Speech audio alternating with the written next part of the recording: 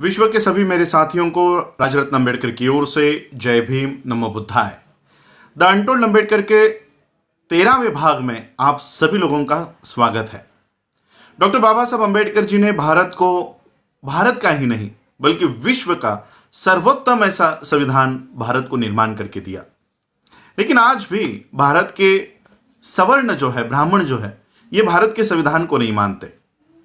26 जनवरी 1950 को लागू हुआ यह संविधान दूसरे ही दिन दिल्ली में जलाया गया। 2018 में हम लोगों ने देखा कि भारत के ब्राह्मणों ने संविधान को जलाया। आखिर क्यों भारत के ब्राह्मण भारत के संविधान को नहीं मानना चाहते? मैं आपको भारत के संविधान का आर्टिकल 13 आप लोगों को दिखाना चाहता हूं। क्यों भारत का ब्राह्मण भारत के संविधान को नहीं मानना चाहता? आर्टिकल 13 में डॉक्टर बाबा साहब अम्बेडकर लिखते हैं, इंग्लिश में मैं ये पढ़ूंगा, उसका अर्थ मैं आपको हिंदी में समझाता हूं। Laws inconsistent with or in derogation of the fundamental rights.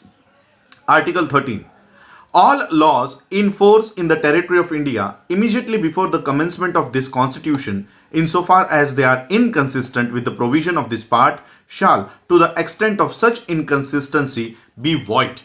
Baba Saheb Ambedkar article 13 Bharat के संविधान के आर्टिकल 13 में लिखते हैं कि यह संविधान लागू होने से पहले, भारत का संविधान लागू होने से पहले भारत में जितने भी कानून हैं, जितने भी प्रथाएं हैं, जितने भी इस देश के भूमि के ऊपर प्रथाएं लागू है, मैं आज से उसको शून्य घोषित करता हूं। 2500 सालों की मनुस्मृति डॉक्टर बाबा साहब अम्बेडकर जी ने इस आर्टिकल के माध्यम से, इस संविधान के माध्यम से हमेशा हमेशा के लिए भारत के भूमि से उसको हटा दिया, मिटा दिया। और यही नहीं, आगे चलकर बाबा साहब और कंटिन्यू करते हैं इस आर्टिकल को। Article 13 subsection 2, the state shall not make any laws which takes away or abridges the rights conferred by this part, and any law made in contravention of this clause shall to the extent of the contravention be void। आगे बाबा साहब और लिखते हैं कि हमारे मूलभूत अधिकारों को छीनने वाले कानून भारत की कोई भी सरकार कितनी भी बहुमत में आए, कितने भी राज्यसभा में, कितने भी लोकसभा में, संसद में भारी बहुमत से भी अगर वो वहां पर जाकर बैठ जाते हैं तो भी वो हमारे मूलभूत अधिकार को कोई नहीं हटा सकता, कोई नहीं मिटा सकता। एक आर्टिकल में बाबा साहब मनुस्मृति को हमेशा हमेशा के लिए भारत से निकाल देते हैं और दूसरे आर्टिकल में बाबा साहब लिखते हैं कि कितने भी संख्या में तुम लोग आ जाओ, फिर भी इस देश में मनुस्मृति को वापस नहीं ला सकते। और इसलिए भारत का ब्राह्मण इस भारत के संविधान का द्वेष करता है, नफरत करता है, क्योंकि बाबा साहब ने हमेशा हमेशा के लिए 2500 सालों से इस देश में अस्तित्व में रही हुई मनुस्मृति को हमेशा के लिए मिटा दिया। मनुस्मृति क्या है? अब हम लोग देखते हैं कि मनुस्मृति और संविधान क्या है, इसका कंपैरिजन करके देखते हैं। वैसे तो इन दोनों की तुलना कभी हो नहीं सकती, लेकिन दोनों के कानून में, भारत के संविधान के कानून में और मनुस्मृति के कानून में भारत के लोगों के साथ क्या व्यवहार हुआ करता था, इसका उदाहरण हम लेते हैं खुद डॉक्टर बाबा साहब अम्बेडकर जी के लिखे हुए वेटिंग फॉर वीजा, जिसमें खुद बाबा साहब अम्बेडकर जी को क्या भुगतना पड़ा था वो बाबा साहब ने लिखा हुआ है। अब हम अपने मूल विषय के ऊपर आते हैं, द अनटोल्ड अम्बेडकर। ये तो बाबा साहब ने ऑलरेडी बताया हुआ है, लेकिन इन बातों को आगे लेकर नहीं आते, इसलिए ये भाग मैं अनटोल्ड अम्बेडकर में शामिल कर रहा हूं। बाबा साहब अम्बेडकर जी जब छोटे थे, 12-13 साल के थे, तब उनके पिताजी किसी और जगह पर उनकी पोस्टिंग हो गई थी। और इसलिए जब बाबा साहब के पिताजी रामजी बाबा ने देखा कि अभी बच्चों की छुट्टियां लग गई है, तो क्यों ना बच्चों को मेरे यहां पर बुलाया जाए। तो बाबा साहब के पिताजी ने बाबा साहब को तार भेजी, घर पर एक टेलीग्राम भेजा कि तुम लोगों की अगर स्कूल की छुट्टियां लग गई है तो मुझे मिलने के लिए आप लोग यहां पर 5-10 दिनों के लिए यहीं पर आकर मेरे साथ रहो।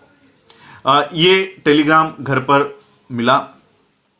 रामजी बाबा ने उस टेलीग्राम में लिखा था, उस चिट्ठी में लिखा था कि कौन सी ट्रेन पकड़ के आना है, और जब तुम लोग उस जिस दिन आने के लिए निकलोगे उस दिन मुझे एक टेलीग्राम कर देना कि इस गाड़ी से इस दिन हम लोग आ रहे हैं, ताकि मैं आप लोगों को लेने के लिए स्टेशन पर आ जाऊं। बाबा साहब को ये टेलीग्राम मिला। बाबा साहब ने और बाबा साहब के बहनों के बच्चे, बाबा साहब उस समय 12-13 साल के थे, बाबा साहब जी के जो बहनें थी उनकी शादियां बहुत जल्दी हो गई थी, इसलिए उनके जो बच्चे थे वो भी बाबा साहब से 2-3 साल छोटे थे। तो बाबा साहब और बाबा साहब के बड़े भाई आनंद और बाबा साहब के बहनों के बच्चे, ऐसे 5-6 लोग मिलकर बाबा साहब के पिताजी को मिलने के लिए निकल पड़े। बाबा साहब ने टेलीग्राम कर दिया कि हम इस ट्रेन से उतरने वाले हैं, इस ट्रेन से आने वाले हैं, आप हमको लेने के लिए इस दिन पहुंच जाओ।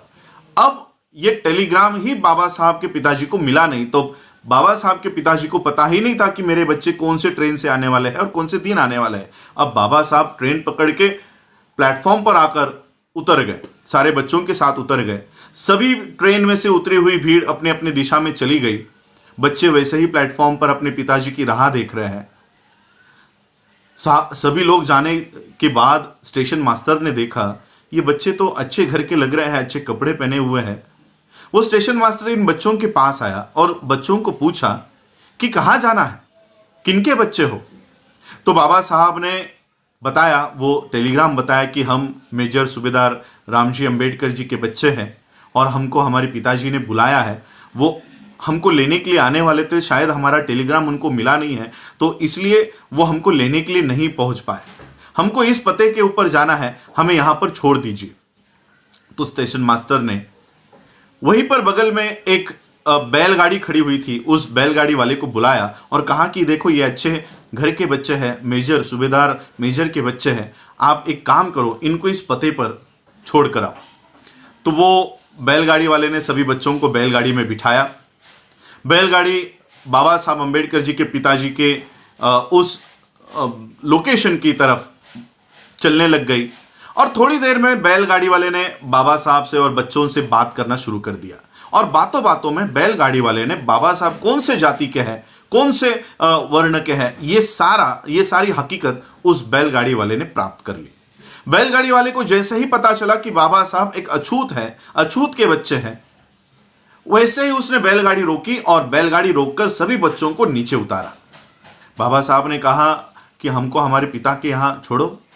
बैलगाड़ी वाले ने कहा कि तुमने मुझसे झूठ कहा और मेरे बैलगाड़ी में बैठे हो। मेरी बैलगाड़ी तुम लोगों ने अपवित्र कर दी है, तुम शूद्रों के बच्चे हो, अछूतों के बच्चे हो, मेरे बैलगाड़ी में बैठना ये तुम्हारा अधिकार नहीं है। बाबा साहब सभी बच्चे बैलगाड़ी से नीचे उतरे। बाबा साहब के पास कुछ पैसे थे। बाबा साहब ने कहा ये ज्यादा पैसे ले लो लेकिन हमको छोड़ दो। अब ज्यादा पैसों के लालच में बैलगाड़ी वाले ने कहा ठीक है, लेकिन तुम लोग अछूतों के बच्चे हो इसलिए मेरे बैलगाड़ी में नहीं बैठ सकते। तुम मेरे बैलगाड़ी के पीछे पीछे चलते चलते आओ और जब तुम थक जाओ तब मुझे बता देना, तुमको मैं बैलगाड़ी में बिठा दूंगा और मैं बैलगाड़ी से नीचे उतर के ये बैलगाड़ी आगे लेकर जाऊंगा। तुम अछूतों के बच्चे हो इसलिए मैं तुम्हारे बगल में नहीं बैठ सकता। तो जिस तरह से तय हुआ, सभी बच्चे बैलगाड़ी के पीछे पीछे पीछे पीछे चल रहे थे। 3-4 किलोमीटर बीतने के बाद बाबा साहब को प्यास लग गई। बाबा साहब ने बैलगाड़ी वाले से कहा कि आपके पास जो पानी है वो मुझे थोड़ा दीजिए, मुझे बहुत प्यास लगी है।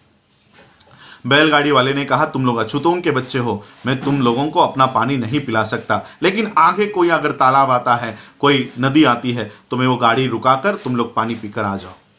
बहुत देर हो चुकने के बाद कोई तालाब, कोई नदी नहीं आ रही थी। उस बैलगाड़ी वाले ने देखा कि आगे कुछ पानी दिखाई दे रहा है। बैलगाड़ी वाले ने बैलगाड़ी रोकी और बाबा साहब से कहा कि देखो वहां पर कुछ पानी है। बाबा साहब और सभी बच्चे उस पानी की ओर गए। नजदीक जाकर देखा तो वो कीचड़ में थोड़ा बहुत पानी दिखाई दे रहा था। बाबा साहब ने देखा ये तो कीचड़ है, यहाँ का पानी मैं कैसे पी सकता हूँ। लेकिन बहुत प्यास लगने के बावजूद, बहुत प्यास लगी थी, इसलिए बाबा साहब अंबेडकर जी ने वो मट्टी मट्टी हटाई और वहाँ का पानी बाबा साहब ने पिया। ये पानी पीने के बाद बाबा साहब अंबेडकर जी को अपने पिता के पास पहुंचाया गया और पिता ने देखा कि मेरे बच्चों की क्या हालत हुई है। और बाबा साहब तब रो रहे थे। तब बाबा साहब को राम जी ने शांत किया और कहा कि देखो कि बाहर की दुनिया में तुम्हारी क्या हैसियत है, बाहर की दुनिया में क्या हैसियत है, और इसी चित्र को तुमको बदलना है, इसी व्यवस्था को तुमको बदलना है। और उसी बच्चे ने जाकर भारत का यह संविधान लिखा।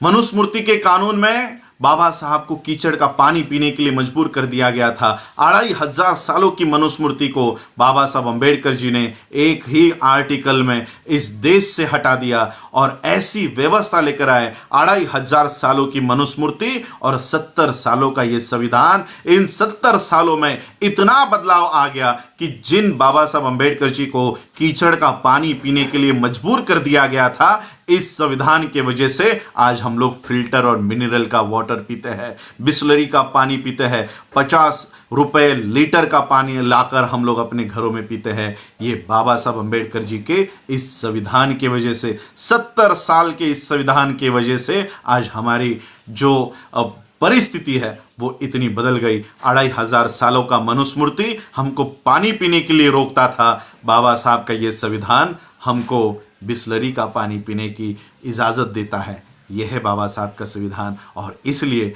बाबा साहब के इस संविधान से आज भी ब्राह्मण नफरत करता है। आप लोगों ने मुझे सुना, उसके लिए आभार, धन्यवाद। जय भीम, जय भारत, जय बुद्ध, जय संविधान।